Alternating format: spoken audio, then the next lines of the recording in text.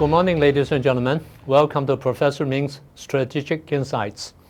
In our previous programs, we shared with you our views of how the United States and Communist China are caught in a new Cold War, and we analyzed how the Cold War began because of the communist ideology, and how this communist ideology is transferred to each and every Communist Party member through their indoctrination process.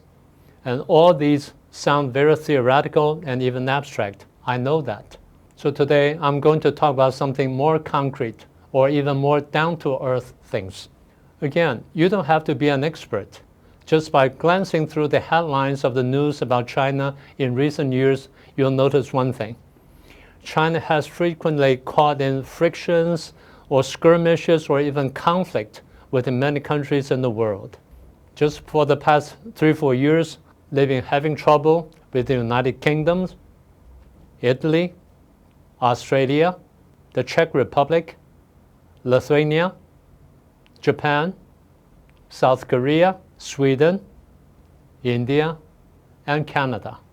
Very recently, or as of now, this moment, they're having trouble with the Philippines. One of the Chinese Coast Guard ships collided into Philippine ships. They are having a dispute over the so-called Second Thomas Shoal. And the collision was so bad that some Filipinos were injured. And the incident just got into negotiation between two sides. And we don't know the outcome yet. And as for Taiwan, they sent jet fighters, bombers, and drones into our airspace. They sent warships, all kinds of warships, into our waters. Not to mention they just seized one of our ships, our fishing ships, together with the fishermen. And there's no sign of release yet. And of course, let's not forget about the United States, the main target of their so-called wolf warrior diplomacy. The Chinese communists accuse or attack the United States almost daily. And they're engaging in a tit-for-tat warfare in fields like trade, diplomacy, technology, and finance. And the Chinese communists are building up their army, their navy, their air force, and their rocket force, or so-called missile forces, with the United States as its opposing force. So this is what they called the wolf warrior diplomacy. And it is reported about 10 years ago, Xi Jinping once instructed his diplomats and telling them, you must dare to pull out your swords.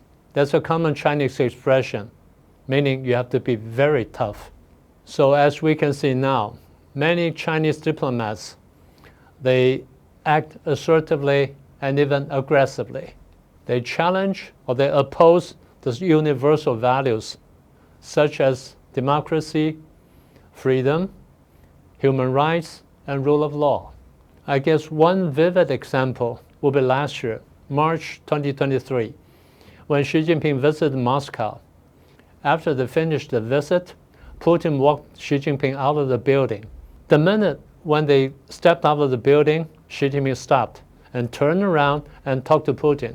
He told Putin, we are facing a change of international order or the international politics for 100 years. Let's work together for it, or let's promote it. And Putin said, I agree. So that's one telling example of how they treat or how they conduct the so-called wolf warrior diplomacy. And that's the external part. Domestically, if you pay a little attention to the Chinese news, you'll notice one thing. They've been cracking down harshly on privately owned businesses, short SPOB, in contrast to state-owned enterprises, SOE. I remember very clearly, back in the year 2018, Xi Jinping was attending a meeting with the POBs. He said it very clearly. For the past 30-40 years, the POBs in China has made major contributions to China's economy. For instance, the POBs has created more than 50% of the tax collected, 60% of China's GDP, 70% of the technological innovation, 80% of the township employment, and 90% of the number of the enterprises or businesses. So if you want to improve China's economy, the right thing or the only right thing to do is to pave way for the POBs, to lift all the bans and barriers on their road and try to shrink the state-owned enterprises so that you can have a better economy. But he did quite the opposite. And second case is Hong Kong. Hong Kong has been a financial center, not only for China, but also for Asia or even for the world. But beginning in the middle of 2019, if you still remember it, they abruptly denied the one country, two systems in Hong Kong. They cracked down harshly on the Hong Kong citizens who begged for more liberty and more freedom in the realm of politics. They were oppressed, arrested, sentenced to jail, or even killed. So what comes after that is a huge outflow of talents, money, and businesses from Hong Kong. Hong Kong, this previous international financial center, has become a dead city in southern China. And the third example is, of course, the COVID-19 case. In addition to the seemingly endless testing, they implemented very harsh quarantine to the point of suffocating the POBs or the small businesses. So since then, Chinese production, foreign trade, foreign exchange reserves have shrank sharply, and their economy is going down the drain. So upon hearing all these, you may wonder, do they really have a master plan, or do they have a grand strategy? Or do they have a grand strategy behind all these? Let me tell you, the answer is yes.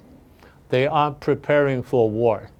But talking about this war, it has two aspects: a defensive aspect and an offensive aspect. On the defensive side, the Communist China is alarmed to find out that it has been isolated internationally.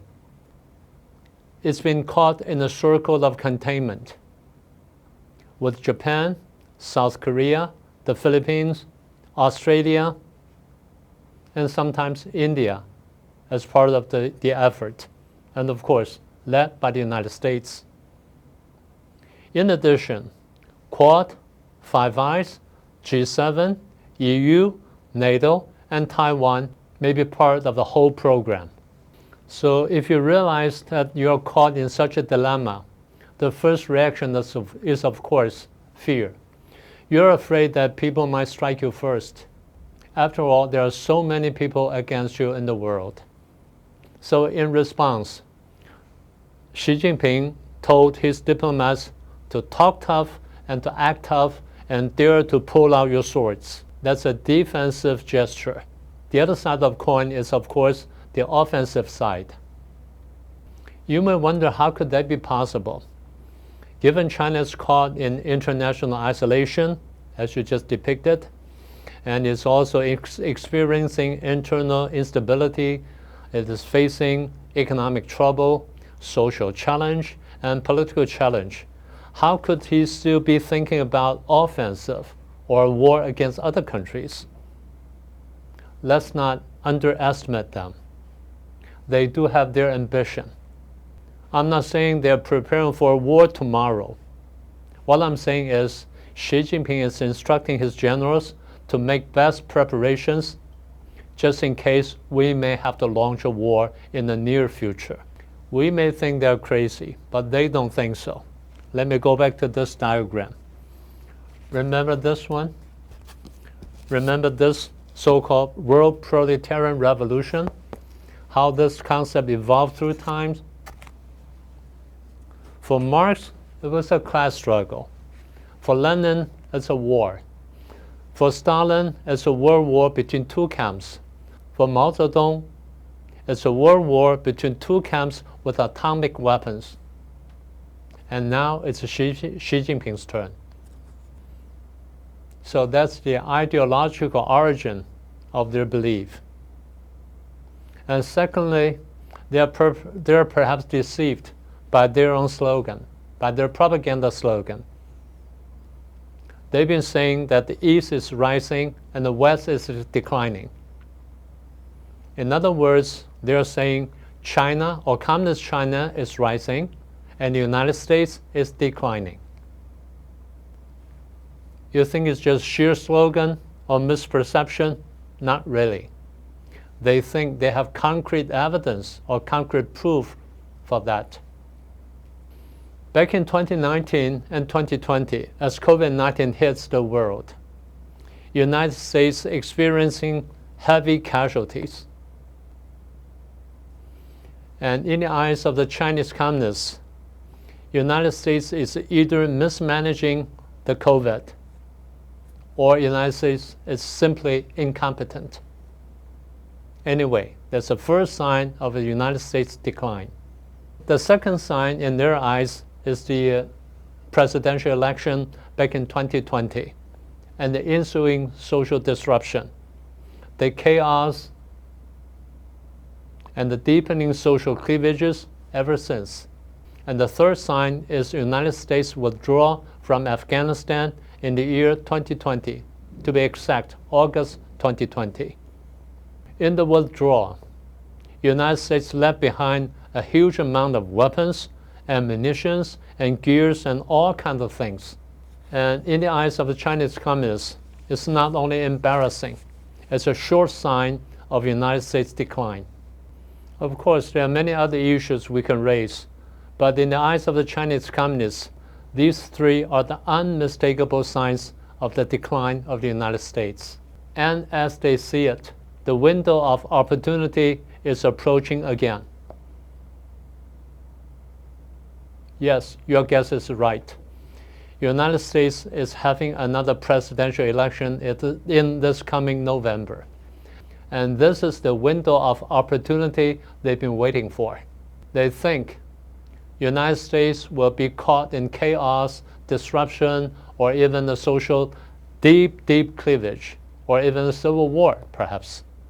And that's a good opportunity for them to take over Taiwan, or even defeat the United States to become the only hegemon in the world. So that's what they've been doing, domestically and externally, in preparation for war, either on the defensive side or on the offensive side.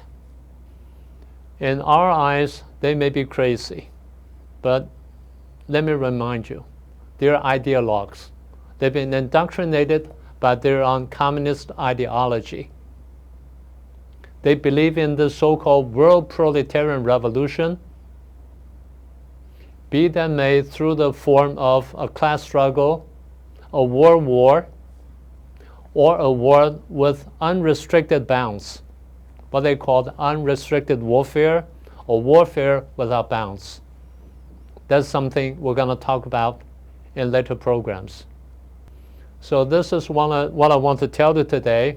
They're preparing for war. That's why they behave so strangely, either domestically or externally. I hope you liked today's program, and I'll see you next time.